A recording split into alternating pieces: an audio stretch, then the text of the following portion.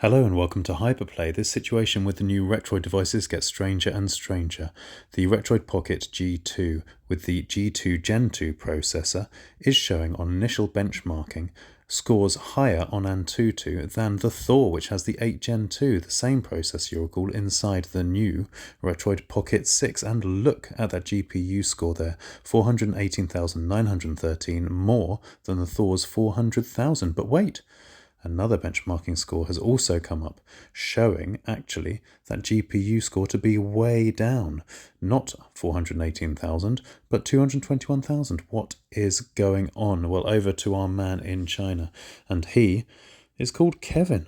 And he has the very first Retroid Pocket G2 out in the wild. He's going to do an unboxing, but just want to talk briefly about those benchmarking scores you saw previously.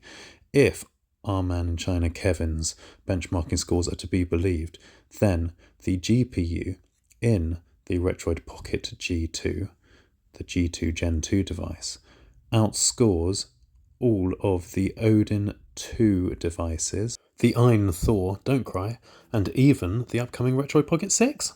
Take that with a pinch of salt, because as we saw, there are other benchmarks available which show a lower GPU score, but maybe that GPU score is dependent on whether you have the fan running at maximum capacity, and maybe our man Kevin did, because he later complains about the loud coil noise, which we assume he actually refers to the loud fan noise. We reckon Kevin was running his Retroid Pocket G2 in high performance mode to get these results, but regardless, they are stunning.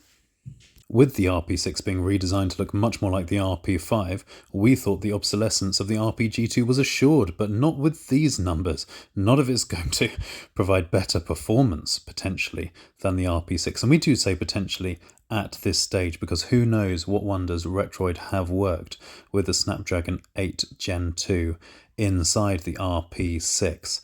But we can only work with what we're seeing at the moment. Another thing that caught Kevin's eye was the fact that the G2 has much faster RAM than the RP5 and better Bluetooth. I think we can all agree that the RP G2 was always going to be a big step up on the Retroid Pocket 5, but we never thought it was going to be this big a step up and go toe-to-toe with the mighty Thor and the RP6. Let's get to that gameplay footage, all important, and all the more impressive considering this is the 8GB version of the Retroid Pocket G2. Just how great a performance can Kevin eke out? 3.5 times resolution for God of War 2 on PS2, very impressive indeed.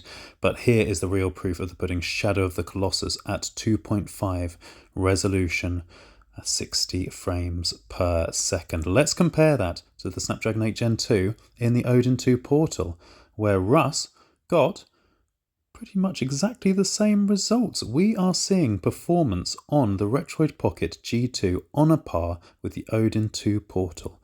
How phenomenal. Now, big question on everyone's lips is driver support. Will the RP G2 be able to avail itself of those lovely turnip drivers? Will it be compatible with them so it can get over the line with Switch games like Astral Chain and Bayonetta 3?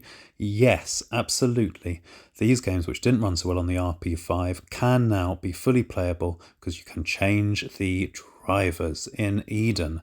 Fantastic. Just using the Eden drop-down menu, the Eden Switch Emulator app will suggest to you exactly the drivers you need to get Switch games like this running lickety-split on your Retroid Pocket G2. Absolutely magnificent. Super Mario Wonder? Not a problem.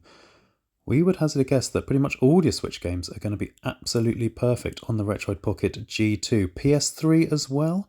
This very much depends on the state of PS3 emulator rather than the power of the G2. But all that being said, getting PS3 games running at over 20 frames per second at the moment, again, using those turnip drivers for the win. So fantastic. The RPG2 will have full turnip driver compatibility. Absolutely splendid. But our man still got an issue with the loud noise made by his RPG2. No wonder he's pushed it to the limit. But for that, we can all be grateful. So don't discount the RPG2 It's a souped-up Retroid Pocket 5 powerhouse. Maybe you can't abide the new RP6's back buttons, or you need that turquoise number, then the RP-G2 could be for you. It comes in all these lovely colorways, and don't forget, it is actually available now, unlike the RP6, and ready to ship.